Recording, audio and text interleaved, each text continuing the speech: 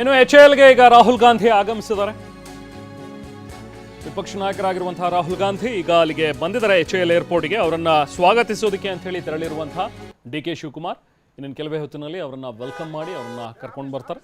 ಅದಾದ ನಂತರ ಲೋಕಭವನದಲ್ಲಿ ನಡೆಯಲಿರುವಂತಹ ಒಂದು ಕಾರ್ಯಕ್ರಮದಲ್ಲಿ 4:05 ಮುಹೂರ್ತ ಇದೆ. ಸೊ ಆ ಒಂದು ಶುಭ ಮುಹೂರ್ತದಲ್ಲಿ DK ಶಿವಕುಮಾರ್ ಈ ರಾಜ್ಯದ 18ನೇ ಮುಖ್ಯಮಂತ್ರಿಯಾಗಿ ಪ್ರಮಾಣ ವಚನವನ್ನು ಸ್ವೀಕರಿಸಲಿದ್ದಾರೆ. ಈಗ ರಾಹುಲ್ ಗಾಂಧಿ ಅವರನ್ನ ಬರಮಾಡ್ಕೊಳ್ಳೋದಕ್ಕೆ ವೆಲ್ಕಮ್ ಮಾಡೋದಕ್ಕೆ ತೆರಳಿರುವಂತಹ DK ಶಿವಕುಮಾರ್ ಅವರಿಗೆ ಸಿದ್ದರಾಮಯ್ಯ ಅವರು ಕೂಡ ಸಾಥ್ ನೀಡಿದ್ದಾರೆ. ಸಿದ್ದರಾಮಯ್ಯ ಮತ್ತು DK ಶಿವಕುಮಾರ್ ಇಬ್ಬರು ಕೂಡ ರಾಹುಲ್ ಗಾಂಧಿ ಅವರನ್ನ ವೆಲ್ಕಮ್ ಮಾಡ್ತಾ ಇದ್ದಾರೆ. ಇನ್ನೊಂದು ಕಡೆ ಈಗ ಲೋಕಭವನದ ದೃಶ್ಯಗಳು, ಪ್ರಮಾಣ ವಚನ ಕಾರ್ಯಕ್ರಮಕ್ಕೆ ಬರ್ತಾ ಇರುವಂತಹ ಗಣ್ಯರ ದಂಡನ್ನ ಗಮನಿಸ್ತಾ ಇದ್ದೀವಿ. ಹಾಗೆ ಇವತ್ತು ಸಚಿವರಾಗಿ ಏನು ಕೆಲವೊಂದಷ್ಟು ಜನ ಶಾಸಕರು ಆಯ್ಕೆಯಾಗಿದ್ದಾರೆ, ಅಂದರೆ ಪ್ರಮಾಣ ವಚನ ಸ್ವೀಕರಿಸ್ತಾರೆ. ಅದರಲ್ಲಿ ಸತೀಶ್ ಜಾರಕಿಹೊಳಿ ಅವರು ಕೂಡ ಒಬ್ಬರು. ಸತೀಶ್ ಜಾರಕಿಹೊಳಿ ಅವರು ಇದಕ್ಕೂ ಮುಂಚೆ ಒಂದು ST ಸಮುದಾಯದ ಶಾಸಕರ ಜೊತೆಗೆ ಊಟದ ಕಾರ್ಯಕ್ರಮವನ್ನು ಇಟ್ಕೊಂಡಿದ್ರು. ಇವತ್ತು ಸಚಿವರಾಗಿ ಸತೀಶ್ ಜಾರಕಿಹೊಳಿ ಅವರೇನು ಪ್ರಮಾಣ ವಚನವನ್ನು ಸ್ವೀಕರಿಸಲಿಕ್ಕಿದ್ದಾರೆ.